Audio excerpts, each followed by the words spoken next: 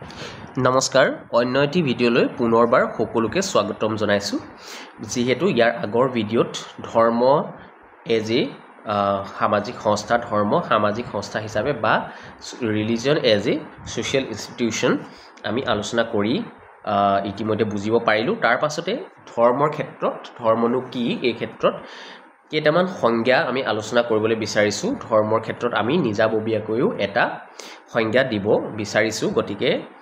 বলক আমি ভিডিঅ'টো আৰম্ভ কৰো ইয়াৰ আগতে মই ৰিকুৱেষ্ট কৰিবলৈ বিচাৰিছো যে আপোনালোকে কোৰ পৰা চাইছে কোন স্কুলৰ পৰা চাইছে আৰু ভিডিঅ' বিলাক চাই কেনে পাইছে এই বিষয়টো নিশ্চয় কমেন্ট বক্সত কমেন্টৰ জৰিয়তে জনাব বুলি মই আশা ৰাখিছো যাতে মই ভিডিঅ'জ বিলাক বনাবলৈ অনুপ্ৰাণিত হৈ থাকিব পাৰো গতিকে আমি ষ্টাৰ্ট কৰো ধৰ্ম কি ইয়াত কৈছে যে সমাজতাত্ত্বীয় অধ্যয়নৰ ধৰ্ম কিছুমান মানুহৰ অলৌকিক শক্তিৰ ওপৰত থকা বিশ্বাস কিছুমান অলৌকিক শক্তি মানে যিবিলাক ডিভাইন পাৱাৰ বুলি কোৱা হয় নহয় জানো গতিকে এই ডিভাইন পাৱাৰৰ ওপৰত থকা ট্ৰাষ্ট গতিকে মই কিছু ইংলিছত ৱৰ্ড ক'বলৈ বিচাৰিছো যাতে আমাৰ ইংলিছ মিডিয়ামৰ যিসকল ছাত্ৰ ছাত্ৰী আছে তেওঁলোকৰ বাবেও সুবিধা হয় গতিকে আমি কি বুলি বুজিব লাগিব যে আমাৰ ধৰ্ম হৈছে কিছুমান ডিভাইন পাৱাৰৰ ওপৰত থকা ট্ৰাষ্ট যিখিনি ওপৰত ভিত্তি কৰি আমি কিছুমান কি কৰো ৰুলছ এণ্ড ৰেগুলেশ্যন মেইনটেইন কৰো কিছুমান আমাৰ ৱৰ্ক ডিফাইন কৰো সেই কাম আমি কিছুমান আচৰণ আমাৰ বিহেভিয়াৰ্ছ খিনি আমি কি কৰো কনষ্ট্ৰাক্ট কৰো হেয়াই হৈছে ধৰ্ম গতিকে এই ক্ষেত্ৰত কিংছলি ডেভিছে কি কৈছে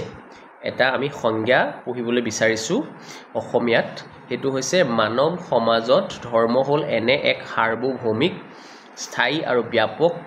সামাজিক সংস্থা যাৰ বিষয়ে নিয়াৰিকৈ বুজিব নোৱাৰিলে মানৱ সমাজৰ বিষয়ে সম্যক জ্ঞান লাভ কৰাটো সহজ নহয় অৰ্থাৎ কি কৈছে মানৱ সমাজত ধৰ্ম হ'ল এনে এক সাৰ্বভৌমিক মানে হৈছে তাৰ নিজস্বতা থকা হয়নে স্থায়ী মানে ই বহু দিনলৈকে থাকিব তাৰ পাছত হৈছে ব্যাপক সামাজিক সংস্থা মানে গোটেই সমাজ বুলি ক'লে মানৱ সমাজ নহয় জানো মানৱ সমাজত এটা বিয়পি থকা গোটেই সাৰাউণ্ডিং হিউমেন সোসাইটিত বিয়পি থকা এটা ব্যৱস্থা যাৰ কথা যদি নিয়াৰিকৈ আমি বুজিব নোৱাৰো তেতিয়াহ'লে আমাৰ হিউমেন সোসাইটিৰ বিষয়েও আমি কি কৰিব নোৱাৰিম বুজি পাব নোৱাৰিম বুলি কৈছে কোনে কিংছলি ডেভিছে তাৰ পাছত ইমাইল ডুৰখেমে কৈছে যে ধৰ্ম হৈছে কিছুমান বস্তু পবিত্ৰ আৰু আন কিছুমান বস্তুক অপবিত্ৰ হিচাপে লৈ লোৱা বিশ্বাস ৰীতি-নীতি পদ্ধতি হেতুকে ক'বলৈ বিচাৰিছে পবিত্ৰ আৰু অপবিত্ৰ মানে এইটো যদি কওঁ মানে কিছুমান পবিত্ৰৰ ধাৰণা পবিত্ৰ বুলি কোৱা হয় কৰিলে ভাল কৰিলে বেয়া হেতুকে কৰিলে যিটো বেয়া হেতু অপবিত্ৰ আৰু কৰিব পাৰি যিটো কৰাটো দৰকাৰ হেতু পবিত্ৰ গতিকে এনে ধৰণেৰে কিছুমান সামাজিক ভাৱে গঢ়ি উঠা মানসিক ধাৰণা বুলি কোৱা হৈছে যিয়ে মানুহবিলাকক একোটা সামাজিক সমূহ হিচাপে বান্ধি ৰাখিব পাৰে ইংৰাজীটো লিখিছে religion is a system of beliefs and rituals with reference to the sacred which binds people together এটো বুজিব পৰা হৈছে যে একত্ৰিত কৰি ৰখা এটা ব্যৱস্থা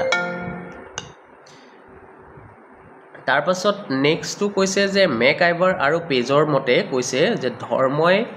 মানুহৰ মাজত থকা কেৱল সম্পৰ্ককে নুবুজায় ধৰ্মই আৰু আন কিছুমান শক্তি কথা বুজায় মই এটো একবাৰ কোট কৰি লম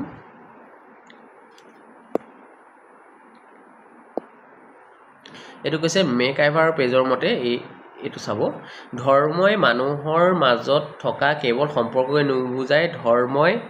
মানুহ আৰু আন কিছু উচ্চ শক্তি অলৌকিক শক্তি মাজৰ সম্পৰ্ককো সূচায় মানে কৈছে যে ধৰ্মই মানুহৰ মাজত থকা কেৱল সম্পৰ্কই নুবুজায় ই কি বুজায় বুলি কৈছে ধৰ্মই মানুহ আৰু আন কিছু উচ্চ শক্তি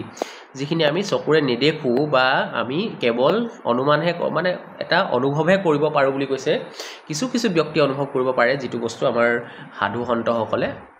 গতিকে সেই কথাটোকে আসলতে মেকআইভাৰ পেজে কৈছে যে এইটো এটা অলৌকিক ধাৰণা বা শক্তিৰ মাজত থকা সম্পৰ্ক ইংৰাজীত লিখিছে যে religion as we understand the term implies a relationship not merely between man and man but also between man and some higher power সেইটো কথা কৈছে অলৌকিক শক্তি ক্ৰিষ্টফাৰ ডাউছনৰ মতে কি কৈছে আমি এবাৰ শুনিবলৈ যত্ন কৰিম তলৰটো উলিয়াই দিছোঁ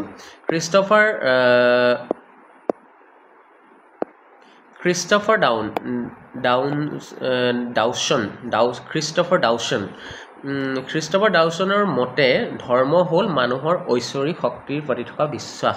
অৰ্থাৎ ৰিলিজন ইজ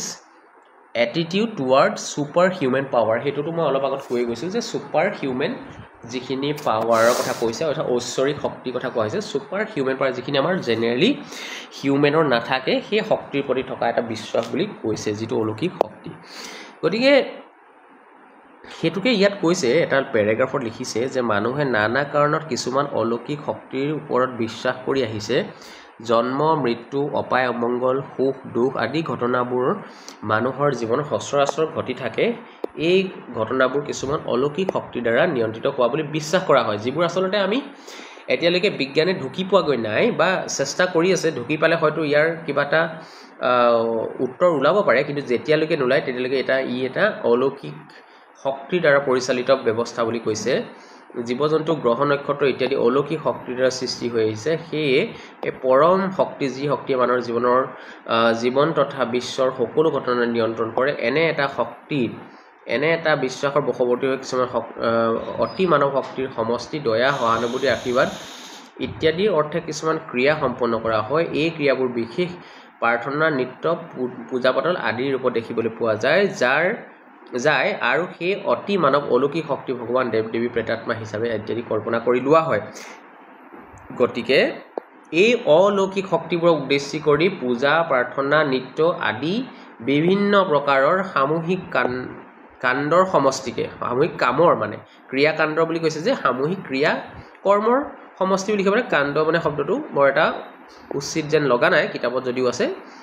ক্ৰিয়া কৰ্মৰ সমষ্টিক আমি ধৰ্ম বুলি ক'ব পাৰোঁ গতিকে মই আশা ৰাখিছোঁ সকলোৱে ধৰ্ম কি এই কথাটো বুজিব পাৰিলে আৰু আজি ভিডিঅ'টোত কথাখিনি ভালদৰে বুজি এটা নোট প্ৰিপেয়াৰ কৰিবলৈ মই সকলোকে অনুৰোধ জনালোঁ লগতে ভিডিঅ'টো লাইক আৰু শ্বেয়াৰ কৰি সকলোকে উপকৃত কৰিবলৈ অনুৰোধ জনালোঁ ধন্যবাদ